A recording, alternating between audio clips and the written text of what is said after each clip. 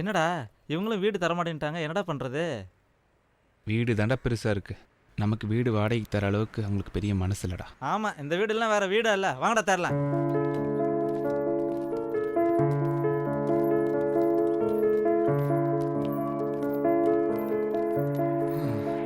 என்னடா வீடு தேடி தேடி டயர்ட் ஆயிடும் போல இருக்கு. பேசாம ஒரு வாரம் டூர் மாதிரி எங்கேயாவது போயிட்டு வந்துடலாம்டா. உனக்கு என்ன பைத்தியமாக பிடிச்சிருக்கு? வந்த பிறகு வீடு தேடி தானே ஆகணும். சோம்பல் பட்ட வேலைக்காகாது. டேய் மச்சான், இந்த பங்களா பாடுறா, சூப்பரா இருக்குடா. டேய் மச்சான், இந்த பங்களா கேட்டு பார்க்கலாம்டா. இவ்வளோ பெரிய வீடு யாராவது வாடகைக்கு தருவாங்களா? அவுட் ஹவுஸ் ஏதாவது இருக்கான்னு கேட்டு பார்ப்போம். ரெக்வஸ்ட் பண்ணி பார்ப்போம். மச்சான் வீடு கிடைக்குதோ இல்லையோ கண்டிப்பா நாய்கிட்ட இருந்து கடி கிடைக்கும்டா. டேய் நீ ஏன்டா பீதியை கிளப்புற? வாங்கடா போய் கேட்டு பார்ப்போம். நல்ல மனசு உள்ளவன் ஒருத்தன் கூடவா இல்லாம போயிடுவான்.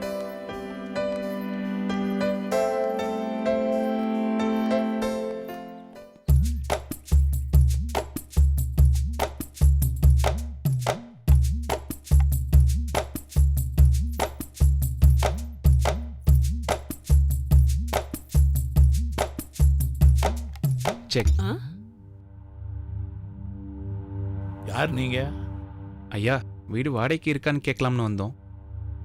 வீடு வாடகைக்கு விடுறதா இருந்தா டூலெட் போர்டு போட்டிருப்போமே. எல்லா இடத்துலையும் தேடிட்டோங்கய்யா, சரியா வீடு செட் ஆகலை. அதான் உங்ககிட்ட கேட்டுட்டு போலான்னு வந்தோம்யா. தம்பி, முதல் வீடு காலி இல்லை. அப்படியே காலி இருந்தாலும் அதை வாடகை தர வேண்டிய அவசியம் எங்களுக்கு இல்லை. பசங்க பேர பிள்ளைகள்லாம் வெளிநாட்டில் இருக்காங்க, அவங்களுக்காகத்தான் இந்த வீடு கட்டினது. அதனால தரமாட்டோம்ப்பா. ஐயா, இவங்க புதுசாக கல்யாணம் பண்ணியிருக்காங்க. நீங்கள் கொஞ்சம் ஹெல்ப் பண்ணால் நல்லாயிருக்கும். வீடு காலி இருந்தா ஓகே, அதான் காலியா இல்லையே. ஏதாவது அவுட் ஹவுஸ் மாதிரி இருந்தால். நாங்கள் 2 பேரும் அங்கே போயிடணும், நீங்கள்லாம் இங்கே இருந்துக்குவீங்களா? நீங்கள் மனசு வச்சா கொஞ்சம் ஹெல்ப் பண்ணலாங்கய்யா. ப்ளீஸுங்க ஐயா.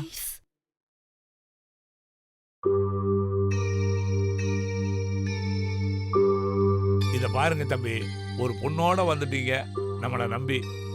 அதனால ஒரு பழைய பொருளெல்லாம் போட்டு வச்ச ஒரு ரூம் இருக்குது, அதை வேணா காலி பண்ணி தர்றேன். வாடகை எவ்வளவு தரணுங்கய்யா? 2000 வாடகை கொடுப்பா, 20000 அட்வான்ஸ் கொடுத்துரு. ஓகே, நான் ஈவினிங் வந்து கொடுத்துறேங்கம்மா. சரிப்பா. போயிட்டு வருங்க ஐயா. சாயந்தரம் வரமாட்டீங்க? போயிட்டு வரேங்கய்யா. வரமா?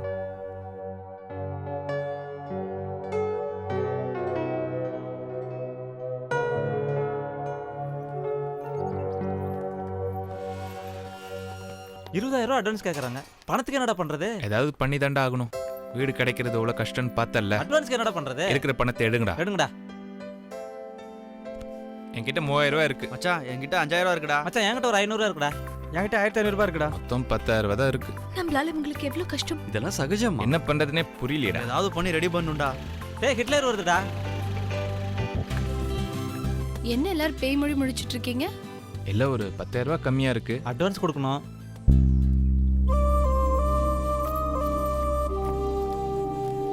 இந்தா வாங்கிக்கோ. Thanks. 20,000 ரெடிடா. Thank you so much. It's okay. All the best. Thank you. நல்லபடியா லைஃப் ஸ்டார்ட் பண்ணுங்க.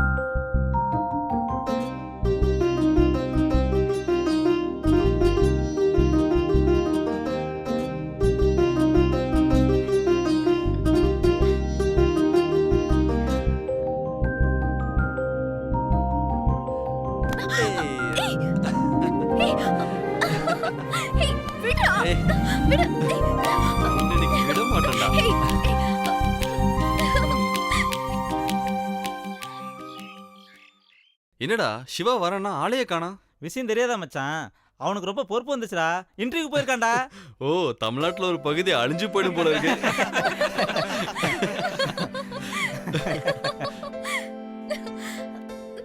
என்னாச்சு என்னாச்சு ஸ்வேதா? ஏய், பாத்துமா. என்னடா சாப்பிடறதுக்கு முன்னாடியே வாந்தி எடுத்தா? என்னாச்சுடா? என்னாச்சுமா? ஒன்னாகாது. Okay okay. என்ன சொல்ல ஆச்சு உனக்கு? தெரியல. டேய் என்னடா ஆச்சு? தெரியலடா. என்னமாச்சு? வாந்தி வர மாதிரி இருந்தது. ஃபுட் பாய்சன் ஆயிருக்குமோ? என்னாச்சுன்னு தெரியலடா. ஸ்வேதா டாக்டர்கிட்ட போலாமாமா? தேவையே இல்லை. எலுமிச்சம்பளத்தில் உப்பு போட்டு சாப்பிட்டா வாந்தி நின்றும் எங்கள் ஆயா அடிக்கடி சொல்லும். டேய் இவன் வேற ஆயா சொல்லிச்சு பாயா சொல்லிச்சுன்னு ஓல்டு கதையெல்லாம் சொல்லிட்டு இருக்கான். இப்ப எப்படி இருக்கு ஸ்வேதா? டேய் வாங்க வாங்க என்னடா வாங்க. கூத்தடிக்கிறீங்க? இல்லைங்க ஓல்டு மேன், ஸ்வேதா வாந்தி எடுத்தாங்க. இதுல எல்லாம் புடிச்சு வச்சிருக்கிறியா? இல்ல அங்க எடுத்துட்டாங்க. அப்ப அங்க போய் பிடிக்க வேண்டியதானே? போங்கடா போக்கத்து பசங்களா, இனிமே அவ அடிக்கடி வாந்தி எடுத்துக்கிட்டே தான் இருப்பா. டேய் உனக்கெல்லாம் விவரம் பத்தாதுடா, அதை சொன்னாலும் புரியாது. கரெக்டா சொன்னீங்க ஐயா, நான் விவரமான ஆளு, என்கிட்ட சொல்லுங்க நான் புரிஞ்சுக்கிறேன். ஸ்வேதா முழுகாம இருக்காடா. அப்படியா? டேய் வாழ்த்துக்கள்ரா. தேங்க்ஸ். இவங்களுக்கு குழந்தை பிறக்கிற வரைக்கும் நீ ஏதாவது அலும்பு பண்ணுன அறுத்துடுவேன். மச்சான், நான் அப்பாக போறேன்டா. கங்க்ராட்ஸ்டா. தேங்க்ஸ்டா. கங்க்ராச்சுலேஷன்ஸ். Thank you. ஒரே பிரசவத்தில் 2 பேத்துக்கோ, அப்பதான் தொல்லை இல்லாமல் இருக்கும்.